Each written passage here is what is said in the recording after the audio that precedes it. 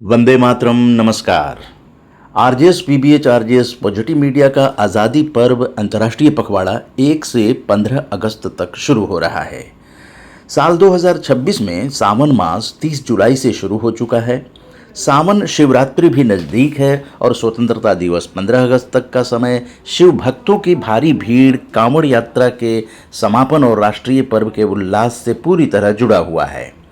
आज़ादी से पहले सावन, शिव और कांवड़ की परंपरा बड़े पैमाने पर एक संगठित उत्सव का और आधुनिक मेले का रूप नहीं, बल्कि गहरी व्यक्तिगत साधना, तपस्या और स्थानीय संतों, श्रद्धालुओं तक सीमित थी। इतिहास और परंपरा के अनुसार तब ये यात्रा एकाग्रता, आत्मसंयम और भोलेनाथ के प्रति विशुद्ध भक्ति का प्रतीक थी, जिसमें आधुनिक राजनीतिक या भारी कमर्शियल स्वरूप नहीं हुआ करता था। सावन और शिव का आध्यात्मिक महत्व में हलाहल विष का प्रसंग आता है। पौराणिक मान्यता है कि सावन मास में ही समुद्र मंथन के दौरान ब्रह्मांड को बचाने के लिए शिवजी ने हलाहल विष पिया था। सावन में देवताओं ने शीतलता की कामना की थी। भगवान शिव जी के कंठ की ज्वाला और शरीर के ताप को शांत करने के लिए देवी देवताओं ने जल अर्पित किया था, जिसे सावन में जलाभिषेक की परंपरा का आधार माना जाता है। सावन माह की दिव्यता यह है कि यह मास प्रकृति के पुनर्जीवन और शिव की सृजन संहार शक्ति के संतुलन का प्रतीक है, जिसमें सोमवार के व्रत मन को नियंत्रित करने का माध्यम माने गए हैं। आज़ादी से पहले कांवड़ यात्रा का स्वरूप सीमित दायरे में था और स्वतंत्रता प्राप्ति के पूर्व के दशकों में कांवड़ यात्रा आज की तरह लाखों कांवड़ियों की भीड़ वाली नहीं थी। इसे मुख्य रूप से कुछ चुनिंदा संत, साधु या वृद्ध भक्त ही पूरी निष्ठा से करते थे।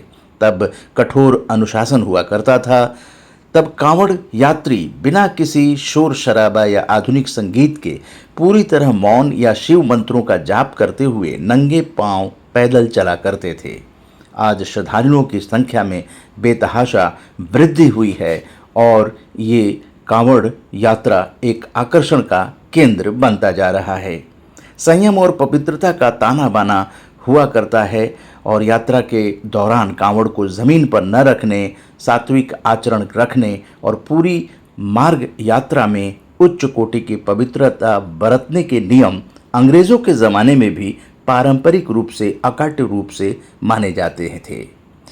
अब आइए आरजेएस युवा टोली पटना के मानद प्रभारी डॉक्टर ओम प्रकाश से जानते हैं सावन, शिव और कांवड़ का महत्व। ओम सर्वम शांति। मेरे वैश्विक आरजेएस परिवार के युवाओं, आज आपका साधक साधना करते हुए आपके सामने हाजिर है। हमारा लक्ष्य है ओ त्र्यंबकं यजामहे सुगंधिं पुष्टिवर्धनम् उर्वारुकमिव बंधनान् मृत्युर्मुक्षीमामृतात् तदनुकूल। आज हमारे आरजेशियन युवा यह जानना चाहते हैं कि सावन में शिव साधना क्यों जरूरी है। मेरे सनातन युवाओं, आपको स्मरण कराता हूँ कि सावन महीने में भगवान का सबसे प्रिय महीना है, जबकि हम भगवान स्वरूप शिव कल्याण रूप इस मूर्त शरीर से धारण करने की साधना में सफल होने का शुभ अवसर है। इसके 5 बड़े कारण है। यह पहला, यह महीना शिव का कल्याण का के कर्मों को करने के लिए सबसे प्रिय मास है, महीना है। वर्षा ऋतु काल में इस महीने में कल्याण, सकारात्मक, सर्वोच्च, सर्व की भलाई सोच को पूर्ण करने के लिए अनेक गुना सफलता प्रदायी महीना है। वर्षा ऋतु प्रकृति को शुद्ध जीवन करती है। जलाभिषेक से कल्याण चेतना हमारी प्रसन्न होती है और जीवन में शांति आती है। तीसरा, सार्वभौमिक कल्याण करने का विशेष महत्व है। आत्मशुद्धि और पाप क्षालन। सावन में उपवास, जप, ध्यान, सेवा और संयम से कर्मों की शुद्धि होती है और मन, वचन और शरीर पवित्र हो जाते हैं। यह सावन महीना शिव कृपा प्राप्त होती है, अर्थात कल्याण, आत्मीय चेतना दुख दूर कर देती है। आयु, आरोग्य, सुख, शांति हम पा लेते हैं। हमारा मोक्ष का, पूर्ण स्वतंत्रता का, बंधन मुक्ति का अलौकिक जीवन प्रशस्त हो जाता है। इस महीने में कांवड़ यात्रा का अद्भुत महत्व है।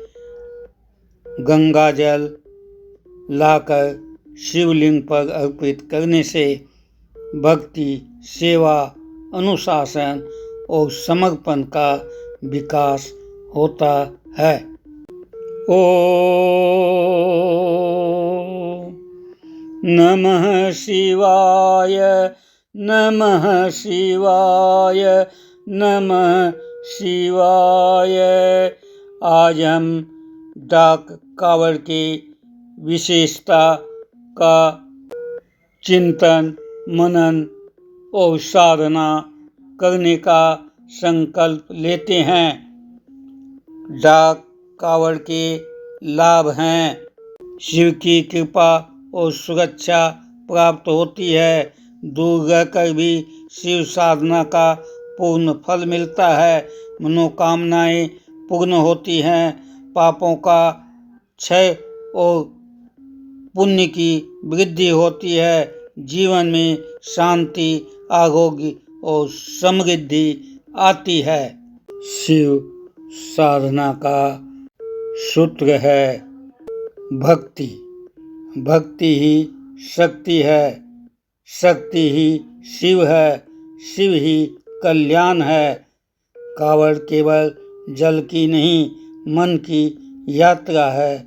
शिव तक पहुँचने की कल्याण कर्म पूर्ण करने की का निश्चय हम करते हैं। हमारा संकल्प है ओम नमः शिवाय। हे प्रभु शिव शंकर, यह जल, यह पुष्प, यह भक्ति और यह संकल्प आपको समर्पित है। हमारी सभी मनोकामनाएं आपकी कृपा से पूर्ण हो। मुझे सद्बुद्धि, स्वास्थ्य, सुख, समृद्धि और मोक्ष का मार्ग स्पष्ट देखते हुए जीवन निर्वहन, अलौकिक जीवन में भी कल्याण ही करें।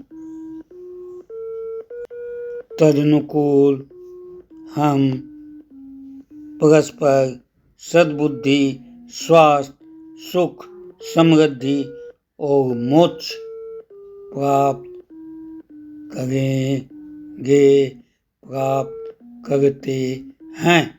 डाक कावड़ वर्चुअल साधना है उन लोगों के लिए जो प्रत्यक्ष कावड़ जल यात्रा लौकिक मूर्त शरीर स्वरूप में साधना करने में किसी भी कारण से समर्थ नहीं होते हैं। वे अपने मन से डाक कावड़ अर्थात गंगा जल कल्याण हेतवे अर्पण करते हैं। भगवान शिव के नाम पत्र लिखकर। ओम तत्सत तथास्तु। जय सच्चिदानंद।